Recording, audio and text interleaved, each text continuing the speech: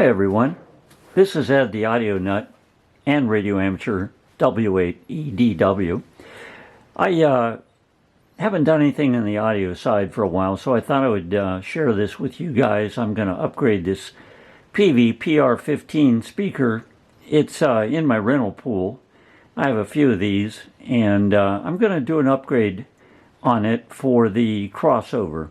It's a nice speaker. It sounds pretty darn good, and has a 15-inch woofer here and a horn driver in it. So, you know, it's great for rentals, for people that want to do their own weddings, that kind of stuff. It has plenty of bass and fairly clear. But anyway, oh, and by the way, I've got a new pointy stick. I had some people tell me that the pencil, the white pencil that I was using, looked horrible. And it's true. It was in my toolbox. So anyway, a friend of mine, Walt, gave me this pointer. And so that's what I'm going to be using to point out things. And I want you guys to tell me what you think this is. Put it in the comments below and let me know what you think this thing is.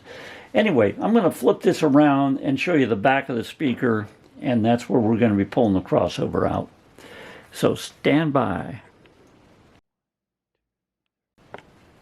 Here's the back of the speaker. And the plate right here is what we're going to be pulling out. This has the crossover on the other side of the plate here. When these speakers come to you, they have 1/4-inch jacks here for the speakers, which aren't quite as reliable as a speak-on connection. So what I did is I drilled some holes down here and installed speak-on connectors, and then I ran those in parallel with the 1/4-inch. That way you can run either one. So anyway, I'm going to pull this plate out and show you what I'm going to do on replacing the crossover in there. Here's the crossover taken out, and we'll tear into that in a few minutes. I'm going to see if I can shine the light down in there so you guys can see the components inside the cabinet there. It's got a pretty nice size horn, and then the woofer is also pretty nice. Let's see if I can do this without making you guys too dizzy. Anyway, it's got a nice size magnet and kind of a cast frame, so it's not a junker speaker at all.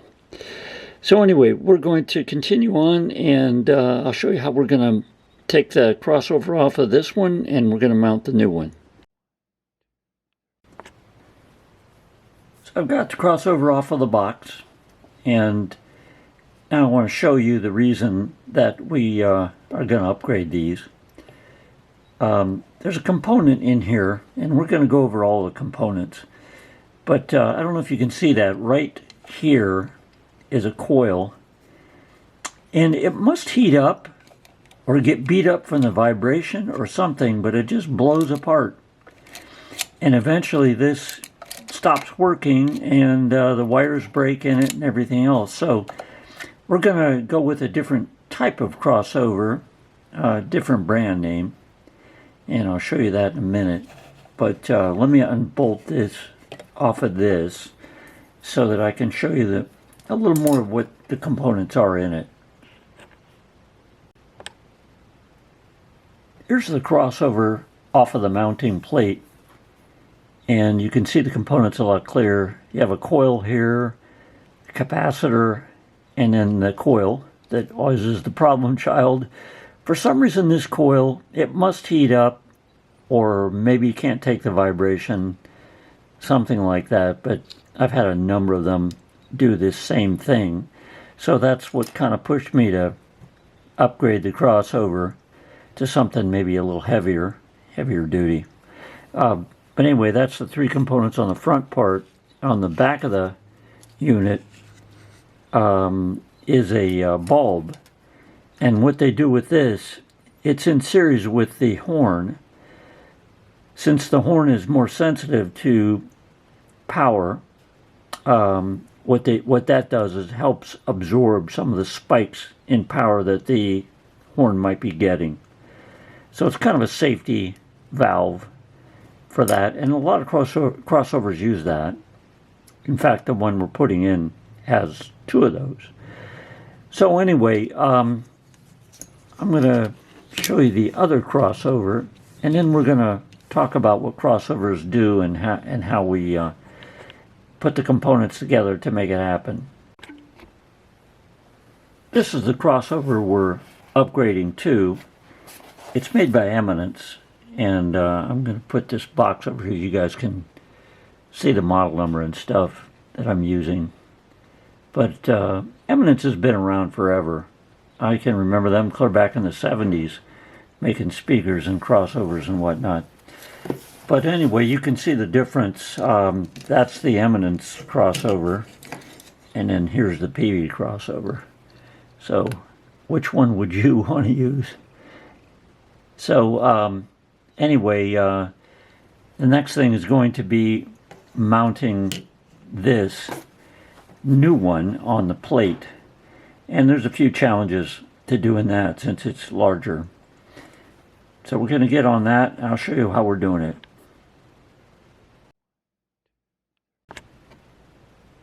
So let's talk about crossovers for a minute and what they do. They basically divide the audio into 2 parts. The treble goes through the horn part, the top part of the speaker, and the mid-range and bassy sounds go through the woofer in the bottom. So how do you do that? How do you get it to divide up? Well, there's basically 2 main components in a crossover that do things. The coil,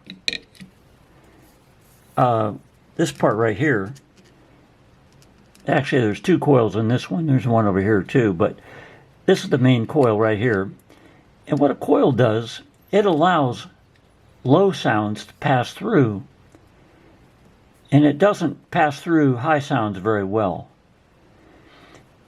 Capacitors, on the other hand, these guys, they pass high frequencies well, but they don't pass low frequencies well. So what they do is they build a circuit that's going to take the low sounds and send it to the woofer, and the higher sounds, like the trebly sounds, to the horn. And it makes the speaker more efficient. For instance, when you're talking, the S's, all your consonant sounds, the real high-pitched sounds, go travel to the horn, and then where the mid-rangey sounds, like the voice and that kind of thing in the mid sounds, go to the low woofer. Bass guitar would go in the woofer like that. So anyway, here's the crossover that we're putting in, and it basically has 2 capacitors, and it uses 2 coils. And we'll take a look at this circuit real quick and see if we kind of follow what happens. So when the audio comes in over here, that's the input to the crossover. One pathway is it travels along here. It hits the coil, which removes a lot of the high frequency sound and passes the low frequency sound, and is connected to the woofer. But along the way, they also bridge a capacitor in there, so that if there's any trebly sounds making it through that coil, they pass through the capacitor to ground, so they don't even come into the woofer at all. Then on the other side, here's the input again, and this time we're going down to the tweeter side, and the first thing it goes through is a light bulb. Remember I told you about the kind of a safety circuit, so that if there's any high transient power surges or anything, that sort of absorbs it, and it protects the treble, the tweeter in the horn. But anyway, you'll notice there's a capacitor right there, and that capacitor will pass the high frequencies really well into, over here, the tweeter. And then along the way, notice there's a coil in there. So if any of these low frequencies make it through the capacitor, this coil takes them down to ground. So that takes even more of the bassy sounds out. Then you've got some protective resistors here, and what those do is, then again, they protect the tweeter against big transient power surges, that kind of thing in the music. But that's basically it. So the woofer, gets the low sounds, the tweeter gets the trebly sounds, and that's basically it on a two-way crossover. Now there's other crossovers that will divide it up, the audio spectrum, into three parts, and that's called a three-way crossover, and so forth. And there's also electronic crossovers that do it through a digital circuit and so forth, but this is called a passive crossover, and the reason it's passive is that you don't have to plug it in to make it work. It just goes in line with the speaker line coming in to the speaker and then divides up the audio that way. So anyway, that's just the kind of the basic setup on what a crossover does. And then I was going to show you guys too. Remember I was telling you it has those bulbs to help absorb the transient sounds. Well, this one even uses a double bulb setup. There's a bulb on top of a bulb here.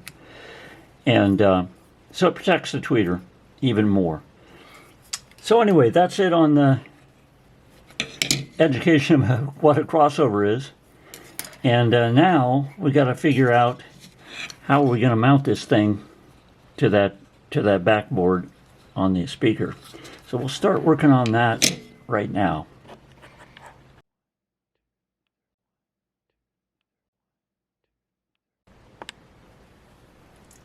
So I'm going to take the crossover off the back of this thing. It just has 4 screws here. You can see them there.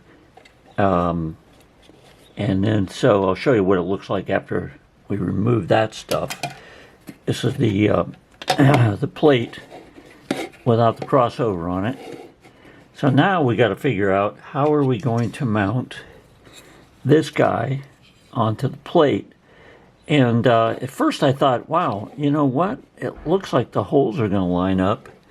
And so I put it on there, and guess what? They do not. They're off by maybe a quarter of an inch or something.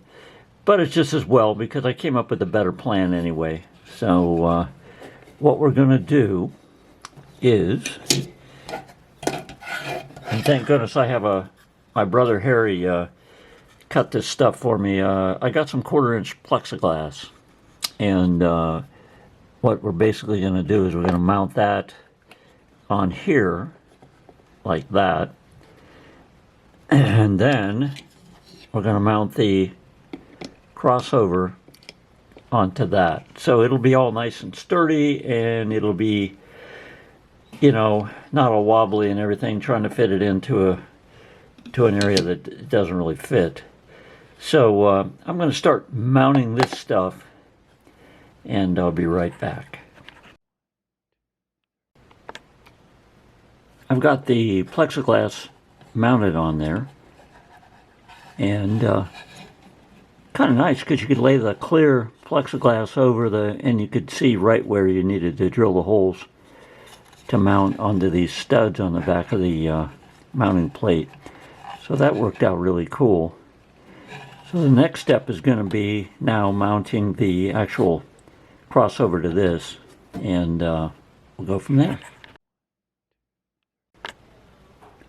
I got the crossover mounted. It mounted onto the plexiglass pretty simply. It came out pretty nice. I used M3 machine screws, and then I put locking nuts on them so they won't vibrate loose. But I think it's going to be pretty nice. I'm going to pan in just a little bit here and show you guys the hookup on it.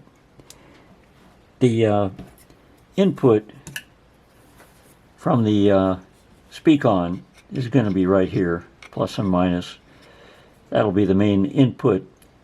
And then these 2 connectors here are going to be for the woofer, and these 2 connectors here are going to be for the tweeter or the horn in the cabinet. And it just takes push-on clips. So I got to dig around in my box and make sure I've got those clips. I'm going to put them on the end of the wires, and then we'll clip them on and do some testing on this thing. So there you go. I had enough clips, and I was able to use these crimp-ons. These are really handy. You just crimp them on the wire, and then they push right on the spade lugs, which is making it easy. We don't have to solder or anything like that. The only additional thing I'm doing is I'm going to reinforce the wires. I'm going to zip tie those together. Started here with that pair, and zip tie them all together just to kind of give it a strain relief so that when the cabinet's banging around, it's not shaking the wires loose. But anyway, it came out pretty good. I'm pretty pleased with it. And I already tested it, whether it would fit in the hole. I never thought about that part. I was thinking, uh-oh, I wonder if this thing's going to finagle into the hole, but it's fine. So I'm going to continue zip tying this together, and then I'm going to screw it on the back, and we'll fire it up and see what it sounds like.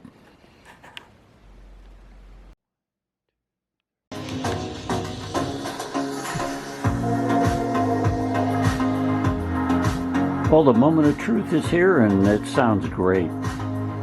The highs are very clean, and the low end is punchy. Definitely a big difference between this crossover and the one that originally came in the speaker. So it's definitely worth the upgrade, taking the time to do it. And the crossovers are really not that expensive. They're about $60 a piece. So definitely, if you've got a pair of these and would like to improve them, it's not that hard. I appreciate you guys watching, and watch for my next videos. I'm probably going to do the next one on ham radio stuff, so watch for that. And give me a thumbs up, and please subscribe. We'll catch you next time.